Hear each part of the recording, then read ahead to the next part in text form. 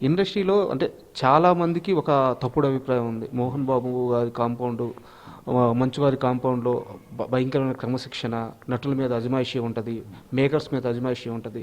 ఇలాంటి ఒక ప్రాపగాండా అయితే నడుస్తూ ఉండింది. చాలామంది అది తప్పని ఇప్పటికే బ్రేక్ చేశారు కూడా. సో మీరు కొత్తగా కాంపౌండ్లోకి వెళ్ళారు, వాళ్ళని దగ్గరుండి చూశారు, వాళ్ళ వ్యక్తిత్వాలు తెలుసుకున్నారు. సో దీన్ని బ్రేక్ చేసే బాధ్యత అయితే మీ మీద ఉందనుకుంటున్నాను. నాకు కాస్త డీటెయిల్గా చెప్తారా? సో బేసిక్గా ఏంటంటే నేను దేనికి భయపడే వ్యక్తిని కాదు, ముక్కుసూటిగా మాట్లాడే వ్యక్తిని. అంటే నాకు ఏది అనిపిస్తే అదే మాట్లాడతాను, ఏది తెలిస్తే దాని గురించి మాట్లాడతాను. సో మోహన్ బాబు గారి గురించి మీరు అడిగారు కాబట్టి సార్ గురించి చెప్పడం జరుగుతుంది. అంటే వినేవాళ్ళు ఏదైనా మాడుకుంటారు, బట్ ఏదైతే చూసేవాళ్ళు అక్కడ ప్రాక్టికల్గా ఉండే వాళ్ళకి నిజం అనేది తెలుస్తుంది. సో నేను కూడా మీకులాగా అనుకున్న వాళ్ళు నేను ఒకడిని. సో నేను ఎప్పుడైతే 3 నెలలు న్యూజిలాండ్లో మోహన్ బాబు గారి ఆధ్వర్యంలో షూటింగ్ చేయడం జరిగిందో అప్పుడు తెలిసింది మోహన్ బాబు గారి గురించి. నాకు పర్సనల్గా ఇన్వాల్వ్ అయ్యి ప్రాక్టికల్గా ఉన్నాను కాబట్టి. అంటే నేను ఇప్పటికీ 95 సినిమాలు చేశాను. బట్ ఒక నటుడికి హాస్పిటాలిటీ ఎంత ఇవ్వాలో మోహన్ బాబు గారి ప్రొడక్షన్లో తెలిసిందనమాట. అంటే ఒక నటుడికి ఇంపార్టెన్స్ కానీ, వాళ్ళని నమ్ముకొని షూటింగ్కి వచ్చినప్పుడు వాళ్ళకి ఇవ్వాల్సిన మర్యాద కానీ, వాళ్ళకి కావాల్సినవి చేకూర్చడం కానీ, ఇవన్నీ మోహన్ బాబు గారు గారిని చూసి నేర్చుకోవచ్చు అనమాట.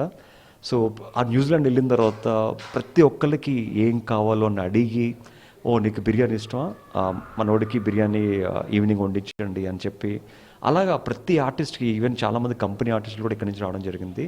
వాళ్ళందరికీ ఏమేమి కావాలో అన్నీ తిరుపతి నుంచి వచ్చిన షెఫ్స్తో చేయించి దగ్గరుండి వాళ్ళకి ఇప్పించడం జరిగింది. సో న్యూజిలాండ్ వెళ్ళిన తర్వాత నాకు నిజంగా యోగర్ట్ పెరుగు అంటే నాకు చాలా ఇష్టం. అండ్ న్యూజిలాండ్ పెరుగుకి చాలా ప్రసిద్ధి అనమాట. చాలా డిఫరెంట్ ఫ్లేవర్స్ ఉంటాయి. నాకు ఎప్పుడైతే యోగర్ట్ కావాలన్నానో నా నెక్స్ట్ డే నా రూమ్లోకి ఒక 10 రకాల డిఫరెంట్ యోగర్ట్స్ని పంపించారు. అంటే ఒక నటుడికి ఏం కావాలో హాస్పిటాలిటీ వైజ్ కానీ, ఒక అందరితో కలిసిమెలిసి ఫ్రెండ్లీగా ఉండేది కానీ మోహన్ బాబు గారిని చూసి నిజంగా ప్రాక్టికల్గా నేర్చుకున్నవి, చూసినవి చాలా ఉన్నాయి. అండ్ డెఫినెట్గా వృత్తిపరంగా, షూటింగ్ పరంగా ఎవరన్నా లేట్గా వచ్చినా, ఎవరన్నా మర్యాదపూర్వకంగా ప్రవర్తించకపోయినా వాళ్ళకి ఇవ్వాల్సిన క్లాసెస్ వాళ్ళకు ఉంటాయి అన్నమాట. అది ఎలాగో తప్పదు. ఎందుకంటే నేను చాలామంది న్యూజిలాండ్లో ఇప్పుడున్న జనరేషన్లో చాలామంది మోడల్స్ వచ్చి మంచి మంచి క్యారెక్టర్స్ చేశారు. వాళ్ళకి ఇప్పుడున్న కాలంలో పెద్దవాళ్ళని ఎలాగా గౌరవించాలో తెలియదు అనమాట. వాళ్ళందరితో హాయ్ బాయ్ అనుకునే టైప్లో చాలామంది ఒక అమ్మాయి మోహన్ బాబు గారికి గుడ్ మార్నింగ్ చెప్పకపోతే ఆ అమ్మాయిని దగ్గర పిలిపించుకుని గుడ్ మార్నింగ్ ఒక సీనియర్ ఆర్టిస్ట్కి చెప్పడం ఎంత అవసరమో, వాళ్ళ బ్లెస్సింగ్స్ తీసుకోవడం ఎంత అవసరమో ఆమెకి ఎక్స్ప్లెయిన్ చేస్తే అప్పటి నుంచి ఆమె రోజుకి 10 సార్లు గుడ్ మార్నింగ్ చెప్తుంది అనమాట. అలాంటివి చాలా నేర్చుకున్నాం. కన్నప్పలో ఇంకో మేజర్ ఎలిమెంట్ ఏంటంటే రుద్ర క్యారెక్టర్లో ప్రభాస్ గారు యాక్ట్ చేయడం. మీ క్యారెక్టర్కి రుద్ర క్యారెక్టర్కి సంబంధం ఉందని నేను అడిగితే ఎలాగో మీరు చెప్పరు, నాకు ఆ విషయం తెలుసు. అయితే సెట్స్లో ప్రభాస్ గారిని కలిసారా, ఆయనతో మాట్లాడారా? అంటే ఆల్రెడీ ప్రభాస్ గారితో మిస్టర్ పర్ఫెక్ట్ సినిమా చేయడం జరిగింది. Is very very down to earth person. అంటే ఆ స్టార్ హీరోని అని చెప్పి ఆ ఈగో అస్సలు ఉండదు అనమాట. It's a zero ego person Prabhas గారు. నిజంగా ప్రభాస్ గారితో ఎప్పుడు సినిమాలో కానీ సినిమా బయట కానీ is very friendly nature. And డెఫినెట్గా ప్రభాస్ గారికి ఏ గెటప్ వేసినా ఒక అద్భుతమనే చెప్పాలి. అందులో రుద్ర క్యారెక్టర్లో ప్రభాస్ గారి గెటప్ కానీ, ప్రభాస్ గారి ఆ రోల్ కానీ అద్భుతంగా ఉండబోతుంది. అది నేను చెప్పే కంటే విజువల్గా మీరు చూస్తే ఇంకా బాగుంటుంది. యాక్చువల్గా ఏ సినిమాలో అయినా ఒక యాక్టర్ నటించిన తర్వాత ఆ సినిమాలో ఒక మేజర్ సీక్వెన్స్ ఉంటుంది. అబ్బా ఇది భలే వచ్చింది, ఇది హైలైట్ అవుద్ది సినిమాకి అని చెప్పేసి. కన్నప్పలో ఏ సీక్వెన్స్ హైలైట్ అయిపోతుంది? కన్నప్పలో ఒక key role of the film ఒక 7-8 రోజులు షూట్ చేస్తాం. ఆ ఎండలో, ఒక్కొక్క రోజు వర్షంలో, ఆ ఎముకలు కొరుక్కు తినే చలిలో. అది ఒక బ్యూటిఫుల్ సీన్ నా మీదే ఉంటుంది. అది ఆ సినిమాకి కీ సీన్ అని చెప్పాలి. ఆ సీన్ గురించి నేను చెప్పే కంటే సినిమాలో మీరు చూస్తే తెలుస్తుంది అది ఎంత ఇంపార్టెంట్ సీనో. డెఫినెట్గా ఆ సీన్లో చాలామంది ఆర్టిస్టులు ఇన్వాల్వ్ అవుతారు. అద్భుతంగా ఉండబోతుంది. ఇంకో మామూలు సినిమాకి సంబంధం లేని ప్రశ్న సార్ ఇది. మామూలుగా ఇండస్ట్రీలో ఛాన్సులు కావాలంటే డైరెక్టర్లని ప్రొడ్యూసర్ని డైలీ వెళ్ళి కలుస్తుండాలి, వాళ్ళకి గుడ్ మార్నింగ్ చెప్తుండాలి, వాళ్ళని విష్ చేస్తుండాలి. అలాంటప్పుడే మనం వాళ్ళకి గుర్తుంటాము, లేకుంటే గుర్తుండు అని చెప్పి ఒక వర్గం చెప్తుంటారు.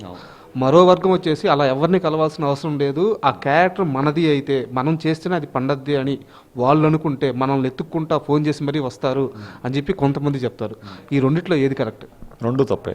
రెండు తప్పు. కరెక్ట్ ఏది మీరు చెప్పండి. అంటే ప్రాక్టికల్గా నా అనుభవం బట్టి చెప్పేది ఏంటంటే, ఒక వ్యక్తి కనీసం డైరెక్టర్ దగ్గరికి వెళ్ళి గుడ్ మార్నింగ్ చెప్పే అవకాశం కూడా ఎవరికి ఉండదు.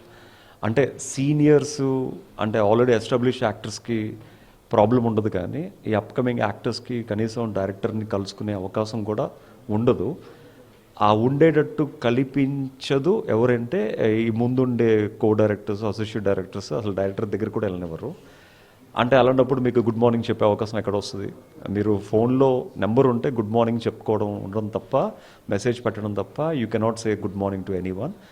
అండ్ గుడ్ మార్నింగ్ చెప్పకపోతే మీకు అవకాశం రాదు, గుడ్ మార్నింగ్ చెప్తేనే అవకాశం వస్తుంది అన్నది నిజంగా ఇట్స్ ఫూలిష్ అనమాట.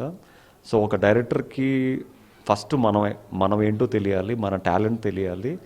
అసలు మన టాలెంట్ అతని డైరెక్షన్లో వచ్చే సినిమాకి ఉపయోగపడుతుందో లేదో అతనికి తెలియాలి. సో ఎప్పుడైతే డైరెక్టర్కి మన మీద అలాంటి అవగాహన, అలాంటి గ్రిప్ ఉన్నప్పుడే మనకు సినిమాలో అవకాశం వస్తాయి. అండ్ సెకండ్ది మీరు చెప్పింది ఏంటంటే అవకాశాలు అవకాశాలు మనకి నిజంగా మన జాతకంలో మన నుదుటి మీద రాస్తే, నన్ను ఇప్పుడు కన్నప్పలో నేను మాలి క్యారెక్టర్ ఎలాగా అవకాశం వచ్చిందో ప్రతి ఒక్కరికి అలాగే వస్తాయి. బట్ సినిమా గురించి నిజంగా వాళ్ళకి సినిమాలు చేయాలని ఉంటే వాళ్ళు మాత్రం కష్టం మాత్రం ప్రతిరోజు వదలకుండా ప్రతిరోజు ఆ ప్రయత్నం అది చేస్తూ ఉంటే ఏదో ఒక రోజు అవకాశం అనేది వాళ్ళు తలుపు తడుతుంది. సార్ మామూలుగా ఈ రోజుల్లో ఏదో ఒక చిన్న సినిమా తీసేసి హిట్ కొట్టామనిపించుకోవచ్చు. ఇంత బడ్జెట్ పెట్టి తనే నిర్మాతగా, తనే హీరోగా చేస్తూ, అంటే ఒక తరానికి ఒక గొప్ప భక్తుడి గురించి చెప్పాలి, శివభక్తుడి గురించి చెప్పాలని ఒక గొప్ప ప్రయత్నం చేస్తున్నారు విష్ణు గారు. ఆయన తపన, ఆయన కష్టం ఎంతవరకు మీరు గమనించారు? నిజంగా విష్ణు గారి కష్టం మాటల్లో చెప్పే కంటే కళ్ళతో చూశాను కాబట్టి నాకు తెలుసు అండి. సో ప్రతిరోజు మార్నింగ్ 3 గంటలకి ఉదయాన్నే లేచి ఒక ప్రత్యేక ట్రైనర్ని యుఎస్ నుంచి పిలిపించుకున్నారు. హీఈస్ మైక్ టైసన్కి ట్రైనింగ్ చేసిన ఒక ఫిట్నెస్ ట్రైనర్ అనమాట. సో అతని ట్రైనింగ్లో 2 గంటలు జిమ్ చేసి ఈ సినిమా కోసం ఈ టోన్ బాడీ, ఈ ప్రత్యేకమైన మజిల్స్ కానీ, ఎందుకంటే మోస్ట్ ఆఫ్ ది సినిమా అంతా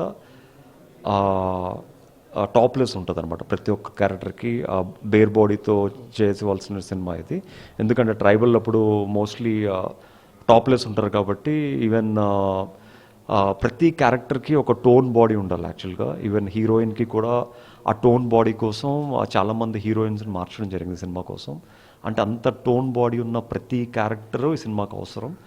సో అతను పడిన మార్నింగ్ లేచి అతను పడే కష్టం కానీ, లేక షూటింగ్లో విష్ణు గారు తీసుకునే డైట్ కానీ, ఎన్నో సాక్రిఫైజులు చేసుకుని ఆ క్యారెక్టర్ కోసం ప్రిపేర్ అయిన విధానం కానీ హ్యాట్స్ ఆఫ్ అనే చెప్పాలి. యాక్సిడెంట్ కూడా అయిందని చెప్పి ఆయనకు నా కళ్ళ ముందే, అంటే నా కళ్ళ ముందే యాక్సిడెంట్ అది. విష్ణు గారుతో ఒక సీన్ చేస్తున్నప్పుడు డ్రోన్, అంటే మీరు చూసే చిన్న చిన్న డ్రోన్స్ కాదు అవి, ఇట్స్ జంబో డ్రోన్ అనమాట. It's big drone. ఆ డ్రోన్ మీద మీరు 4K కెమెరాస్ కూడా యూ కెన్ హ్యాంగ్ అనమాట. అంత పెద్ద డ్రోన్ అనమాట. Almost like it can carry almost like 60 to 70 kgs వెయిట్ని క్యారీ చేసే అంత హెవీ డ్రోన్ను ఒక షాట్లో, ఆ డ్రోన్ షాట్ వచ్చి నా కళ్ళ ముందే చేతికి తగిలి ఆల్మోస్ట్ లైక్ ఒక 1.5 inch కట్ అయిపోయింది అనమాట. అప్పుడు బ్లడ్ కూడా మొత్తం కారుతో ఉంటే ఇలా పట్టుకుని హాస్పిటల్కి వెళ్ళడం జరిగింది. సో నిజంగా అదే సినిమాకి దిష్టి అనే చెప్పాలి. సో అది ఇట్స్ ఎ మేజర్ ఇన్సిడెంట్ అనమాట. ఒక 3 days గ్యాప్ తర్వాత మళ్ళీ స్టిచ్చింగ్స్ వేసుకున్న తర్వాత మళ్ళీ సెట్ అయింది. బట్ సినిమా అంతా ఆ మార్క్ అనేది మీకు కనిపిస్తుంది అనమాట. సో ఆ డ్రోన్ యాక్సిడెంట్ కళ్ళారా చూశాను కాబట్టి అసలు ఆ డ్రోన్ని ఆపరేట్ చేసిన వాళ్ళని కానీ లేకపోతే ఎవరిని ఏం మాట అనకుండా విష్ణు గారు చాలా ఫ్రెండ్లీగా తీసుకుని ఇట్స్ ఓకే అని చెప్పి ఆ బ్లడ్ని ఆపుకుంటూ హాస్పిటల్కి వెళ్ళడం జరిగింది. ఇలాంటి సంఘటనలు చాలా ఉన్నాయన్నమాట. సో ఇట్స్ ఈవెన్ ఇంకా సినిమా రిలీజ్ అయిన తర్వాత ఇలాంటి విషయాలు చాలా చెప్తాను, ముందే చెప్తే థ్రిల్ ఉండదు అనమాట. షూర్ అండి. ఫైనల్ క్వశ్చన్, నెక్స్ట్ ఏంటి అంటే కౌశల్ నెక్స్ట్ ఏంటి అనేది మీ ఫ్యాన్స్కి చాలా పెద్ద క్వశ్చన్. మీరు ఎప్పుడూ బిజీగా ఉంటారు కానీ ఫ్యాన్స్ కోరుకున్నట్టు ఉండట్లేదు. అంటే మాకు దగ్గర ఉన్న వాళ్ళు మాకు తెలుస్తుంటుంది మీరు ఎలాంటి ఈవెంట్స్ ఉంటున్నారో, సీరియల్స్ కానీ మీ మోడల్ ఇన్స్టిట్యూట్ ఏజెన్సీలు కానీ. సో మీరు బిజీగానే ఉంటున్నారు, బట్ మీ ఫ్యాన్స్ మిమ్మల్ని వేరే దగ్గర కోరుకుంటున్నారు. సో అది అచీవ్ చేయడానికి నెక్స్ట్ ఏంటి? సో ప్రతిదీ చెప్పినట్టు శివుడు ఆజ్ఞ లేనిదే చేయమన్నా కుట్టదు అంటారు కదా. సో అంటే ఒక మనిషి బిజీగా ఉండడానికి ఎంత బిజీగా ఉండాలో అన్ని ప్రొఫెషన్స్ని నేను తలుపులు ఓపెన్ చేసి పెట్టుకున్నాను. అంటే I don't like sitting ideally అనమాట. ఒక్క గంట కూడా నేను ఆ టైంని వేస్ట్ చేయాలనుకునే పర్సన్ని కాదు. ఏదో ఒక ప్రొఫెషన్లో వెదర్ ఫ్యాషన్ ఫోటోగ్రాఫర్గా కానీ, ఫ్యాషన్ యాడ్ ఫిల్మ్ మేకర్గా కానీ, ఫ్యాషన్ కొరియోగ్రాఫర్గా కానీ ఏదో ఒక ప్రొఫెషన్లో బిజీగా ఉంటాను అనమాట యాక్చువల్గా. బట్ యాక్టర్ అనేది ఇట్స్ అగైన్ మన ప్రయత్నం మనం చేస్తూ ఉండాలి. నిజంగా మనకి ఆ క్యారెక్టర్ రాసిపెట్టి ఉంటే అవే మన దగ్గరికి ఎత్తుకుంటూ వస్తాయి అనమాట. Thank you sir, all the best. Kannappa success తర్వాత మళ్ళీ కలుద్దాం. Thank you.